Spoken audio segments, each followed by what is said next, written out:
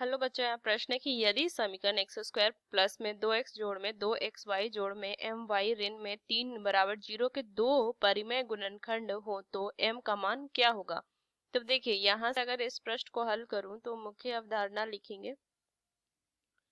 मुख्य अवधारणा, तो देखिए, अगर मुझे दिया हुआ है कि ये एक समीकरण ये दिए हुए हैं और इसके जो दिए हुए क्या कि अब ये समीकरण जो इसके गुणनखंड जो है वो क्या है, परिमेय है। तो यहाँ से मैं क्या लिखूंगी कि अगर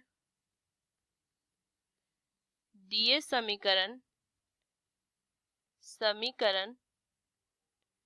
इसको पहले क्या करेंगे, देखिए, तो ये दिए गए ये द्विघात समीकरण है। अगर दिए हुए द्विघात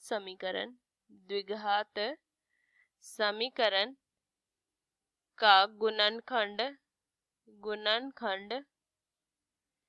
परिमेय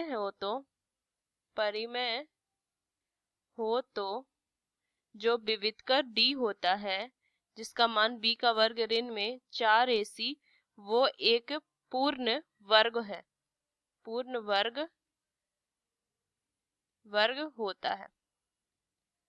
तो चलिए इस प्रश्न को हल करते हैं। तो देखिए, यहाँ से मैं क्या लिखूंगी कि ये जो दिया हुआ है समीकरण एक्स स्क्वायर प्लस में 2x जोड़ में 2xy जोड़ में my ऋण में 3 बराबर 0। तो देखिए, इसको मैं इस तरीके से भी लिख सकती हूँ क्या कि x का वर्ग जोड़ में 2x और यहाँ से क्या हो जाएगा, मैं 1 जोड़ y जोड़ में my ऋण में 3 बराबर 0 ये लिख सकती हूँ। और इसका यहाँ पे क्या है कि इसके जो गुणनखंड परिमेय है, तो मतलब क्या लिख सकती हूँ कि ये द्विविधकर जो होगा वो पूर्ण वर्ग होगा। मतलब क्या होगा, 0 से बड़ा उसके बराबर होगा। तो यहाँ से लिख b का वर्ग ऋण में 4ac बराबर 4। यहाँ से मैं क्या लिख सकती हूँ, 1 जोड़ y का वर्ग ऋण में my ऋण में 3 और यहाँ से क्या हुआ, ये 0 से बड़ा उससे बराबर होगा उसके। तो यहाँ से क्या लिखेंगे, फिर आ जाएगा मान 4 और यहाँ से आ जाएगा y का वर्ग ऋण जोड़ में 1 जोड़ में 2y ऋण में my जोड़ में 3। इसका जो मान होगा वो क्या हो जाएगा, 0 से, यहाँ से लिख देंगे, इसका जो मान हो जाएगा वो 0 से बड़ा और उसके बराबर होगा। अब देखिए, y का वर्ग जोड़ में 2y ऋण में my जोड़ में 4 ये 0 से बड़ा उसके बराबर होगा। तो देखिए, इसको मैं लिख सकती हूँ क्या, ये लिखती हूँ कि 2y माइनस में my जो होगा ये, तो यहाँ से हो जाएगा प्लस माइनस, तो प्लस माइनस 4y आ जाएगा। और यहाँ से लिखेंगे, क्यों लिखेंगे कि ये पूर्ण वर्ग है, ये पूर्ण वर्ग है।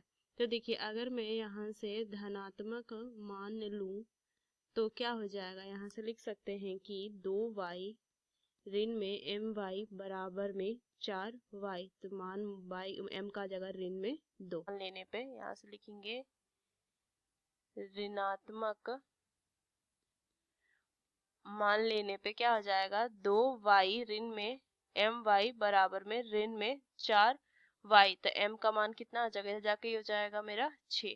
तो m का मान 6 आ जाएगा। तो क्या उत्तर हो जाएगा, तो देखिए, 1 से ऋण 6 और यहाँ से 1 से 6 आया और एक ऋण 2, तो कौन सा विकल्प हो जाएगा, 6 और ऋण 2 दूसरा। तो इस मुख्य अवधारणा का इस्तेमाल करके मैंने इस प्रश्न को हल किया। आशा करते हैं प्रश्न आपको समझ में आया। धन्यवाद।